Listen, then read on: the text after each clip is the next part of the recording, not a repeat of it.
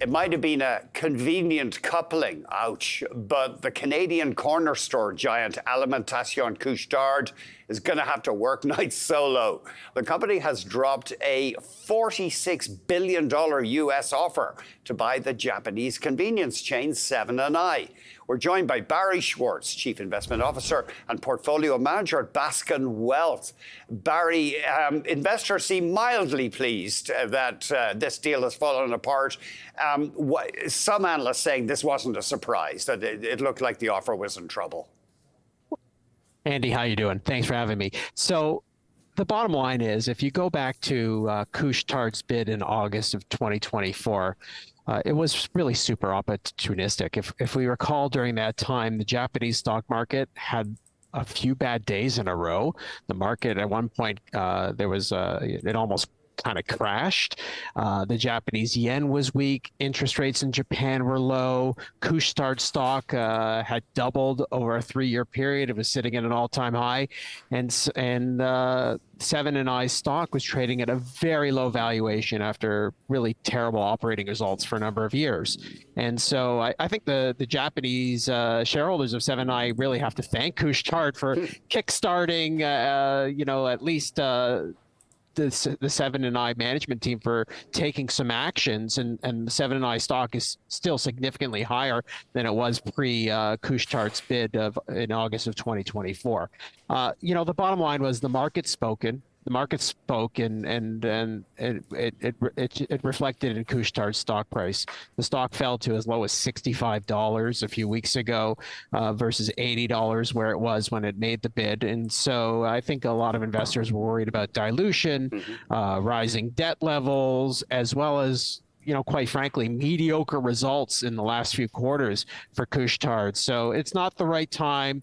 I'm sure a lot of people have read that letter written by Couche-Tard's board. It was certainly a pretty a weird letter where it gave out a lot of intimate details of the conversations, but they weren't willing to engage with Couche-Tard, and so it makes sense to drop the bid.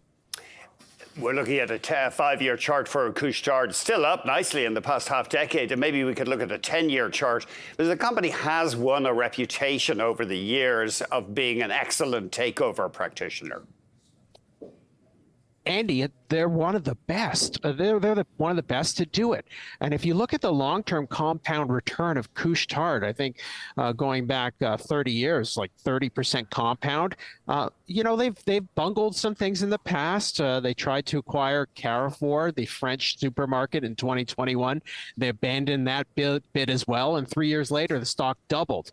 The market wasn't happy at that time. So this is kind of a little bit of history repeating or rhyming, so to speak. But the bottom line is, we're excited. We thought the deal was a no-brainer. Either they would acquire 7-Eleven and use their operational retail excellence to improve results, and it would be a huge home run, or it would just be business as usual, and Couche-Tard would be going back to doing what it does best, acquiring small convenience stores, cutting costs, and buying back shares. And so that's why the stock is up today, and we still think it's significantly undervalued at the current share price. You did refer, though, to rocky results lately. There have been signs of consumer pullback in the United States.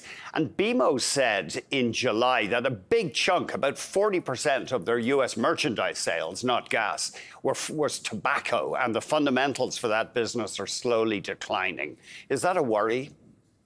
I think the convenience store business is, as you know, it's a very tough one. It's not one where you can have a lot of competitive advantages. Really, you have to look at cutting costs and economies of scale. Couche-Tard is trying to pivot. They're trying to focus more on food. Their acquisition of a U.S. Convenience store chain, gas station chain called GetGo, is going to give them a lot of insight and data how to improve their food offerings. And I think that will counterbalance a lot of the impacts that they're seeing from the low-income consumer who is trading down on tobacco, who is trading down on beer and other snacks. And that's the impact now. But I think the market should give Couche-Tard's management team the benefit of the doubt. As I said, I mean, these are the best operators in the convenience store business, bar none. And the market is, and Couche-Tard used to trade at a premium valuation to its U.S. competitors, now trading at a big discount. So for long-term investors, this is the opportunity. I think what will kickstart Couche-Tard stock from here is buying back 4 to 5% of its shares a year, as well as making meaningful acquisitions. And if they can really get going on the United States, just a slight improvement in organic sales, we could see the stock materially higher from here. Alain Bouchard built Couche-Tard from just a single store in Quebec. I mean, it's been an incredible growth story. He's known for patience, but I see one author, Guy Gendron, who wrote a book on him in 2016, said he's never or rarely run up against people this stubborn. Well, this is the second time that Couche-Tard has tried to acquire 7-Eleven. And if you read the letter, they came up with some interesting structures on how to do it. We'll only buy 40% or a minority stake of your Japanese business because we know how important it is to the culture of Japan, 7-Eleven, but let us acquire 100% of the U.S. business. I think 7-Eleven, Seven and I countered with, let's merge our two companies, U.S. and Couche-Tard together, but Bouchard said, no way am I diluting my stock for that. And so I really like the fact that, you know, you have the 4 founders at Couche-Tard still owning meaningful stakes. These are not young guys, but they're billionaires, and they're willing to hold on because they see how much potential Couche-Tard has to really roll up more convenience stores, and they really trust in the management's excellence in terms of running retail operations. So this is one of the best success stories in Canada, not just Quebec. And we see Couche-Tard getting back to business very, very shortly. It's interesting that you highlight the company's reluctance to increase the share count because Martin Landry, the Stifel analyst, saying that investors do want to see earnings per share growth resume before the stock takes wings again. And obviously, if you issue a bunch of shares, that's going to be harder, earnings per share expansion. Issuing shares is dilutive, and you have the 4 founders still owning significant stakes. They don't want to be diluted unless it really makes mathematical sense. And even though Couche-Tard is trying to build a convenience store empire, they're not going to do it at any cost. The market was obviously very concerned how much debt Couche-Tard would have taken on to acquire 7-Eleven. And so that's probably a holdback as well. Now, of course, the debt balance sheet is in terrific shape. There's a significant free cash flow still being generated. We've seen strong margins on gasoline sales. And so we think the tide is going to turn. And I think investors will be very surprised at how well Couche-Tard can wring a lot of synergies out of its current business that have yet to be seen in the current stock price. Because it's still, you may have touched on this, Barry, but it's still an incredibly fragmented industry. Couche-Tard has about 15,000 gas stations. I think there's about 100,000 plus gas stations. A lot of them are owned or 1 or 2 type gas stations, mom and pop type, as well as with a lot of, we'll call them oil majors that still own significant stakes in gasoline.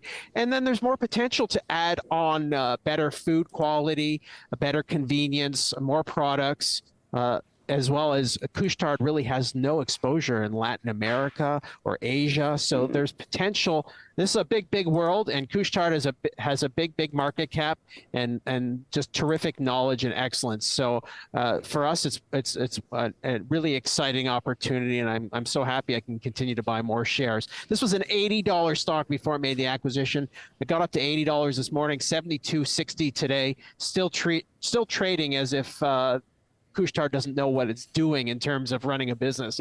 And that is so stupid in our opinion. So we're happy to buy more stock at these prices.